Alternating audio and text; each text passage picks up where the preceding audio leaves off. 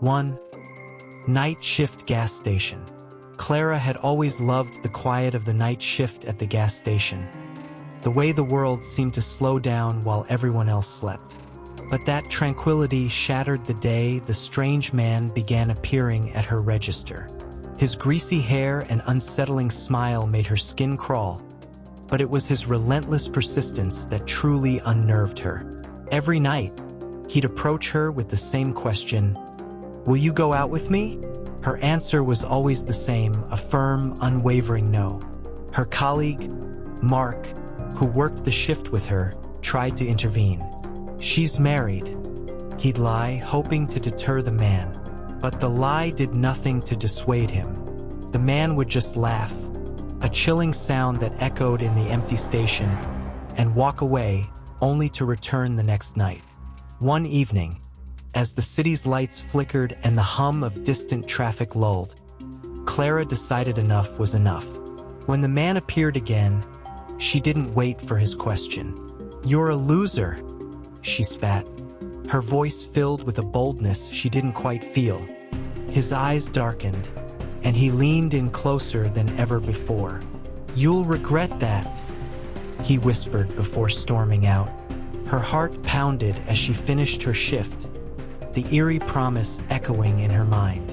Mark walked her to her car, but as she drove home, she couldn't shake the feeling that she was being watched. As she turned onto her street, she saw him in her rearview mirror, his car trailing hers. Panic surged through her, but she tried to stay calm. She parked and sprinted to her door, but before she could reach it, he was on her, his hands around her throat. Clara fought with every ounce of strength she had. She clawed at his face, kicked at his legs, anything to break free. Just as her vision began to blur, he released her and fled into the night. She collapsed on her porch, gasping for air, as neighbors who had heard the commotion rushed to her aid.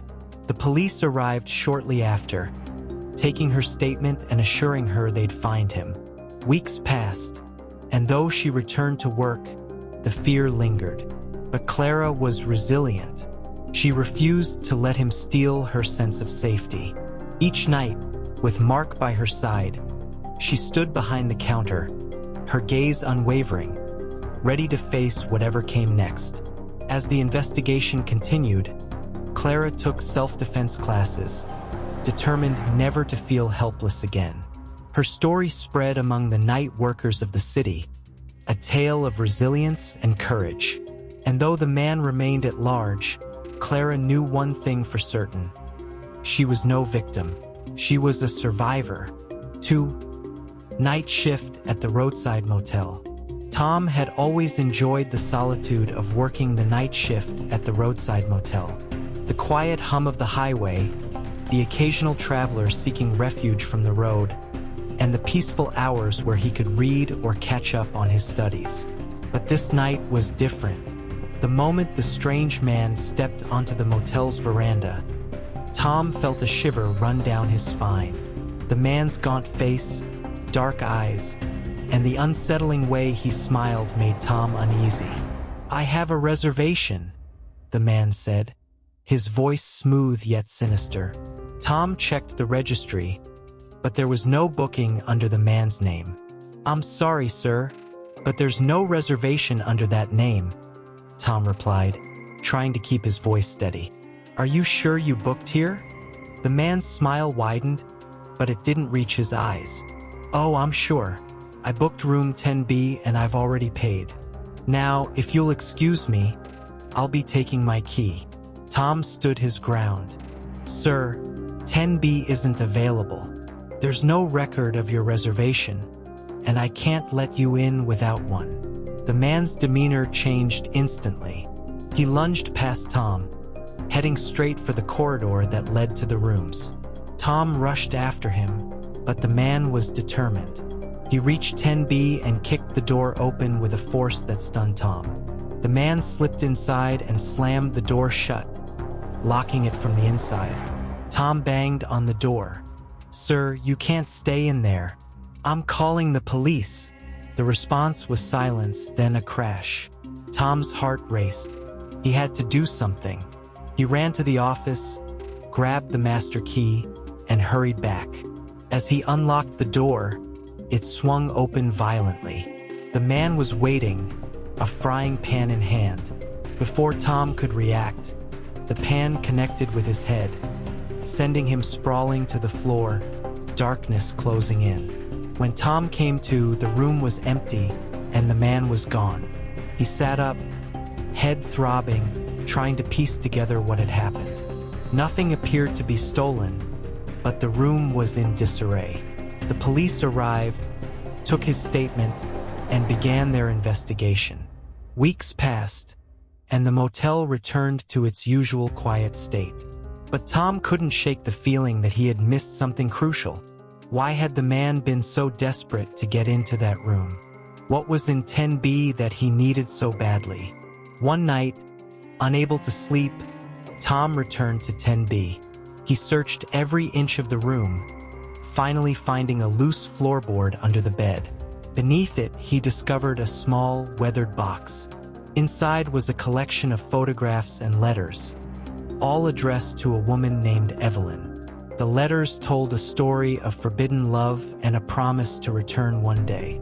Tom realized the man must have been connected to Evelyn, perhaps a lover or someone who had made a vow to her. The man's desperation suddenly made sense. He had come to fulfill a promise, to find something left behind. Tom felt a strange sense of closure. The man might have been an intruder, but he wasn't just a criminal. He was someone seeking connection to a past love. Tom hoped wherever he was, he had found peace. As he put the box back, Tom knew he would never look at room 10B the same way again. The motel had its secrets, and now so did he. 3. Night shift at the supermarket. The fluorescent lights of the empty supermarket flickered as David, the night shift security guard, made his rounds.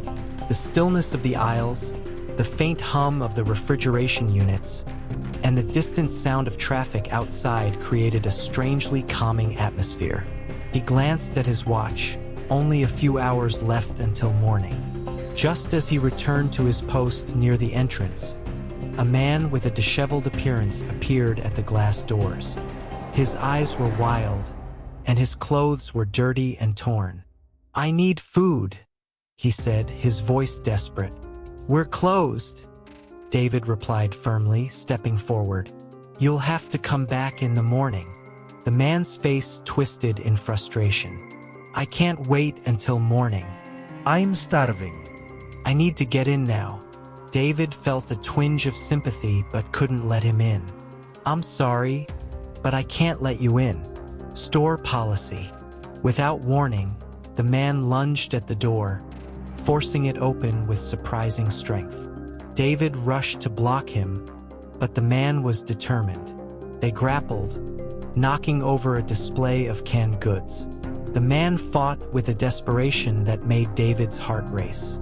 Just as he managed to pin the man to the ground, the sound of approaching voices reached his ears. "Has anyone seen a man running from a car accident?" a voice called out. David looked up to see a group of people entering the supermarket, their expressions filled with urgency and concern. "He hit someone and fled the scene. We think he might be hiding here." David's grip on the man loosened slightly as the words sank in. The man beneath him seized the moment, breaking free and sprinting towards the back of the store. David scrambled to his feet and chased after him, the group of people following close behind. They cornered the man in the storage area, his eyes darting around frantically. "Please," he begged. "It was an accident. I didn't mean to hit her. I just panicked and ran." David felt a pang of conflict. The man's fear and desperation were palpable, but so was the gravity of his actions. "You need to face what you've done," David said, trying to keep his voice steady. "Running won't help anyone, least of all you." Just then, the police arrived, called by someone in the group. They took the man into custody, his protests echoing in the empty store. As they led him away, David couldn't help but wonder about the circumstances that had led to this moment. He had stopped a desperate man, but he had also witnessed the raw, human side of a tragic event. The store was quiet again, the only sound the distant sirens fading into the night. David returned to his post, his mind racing with thoughts of what had just transpired. He had done his job, but the memory of the man's pleading eyes lingered. As the first light of dawn broke, David knew he would never forget this night. It wasn't just a story of a desperate man breaking into a supermarket.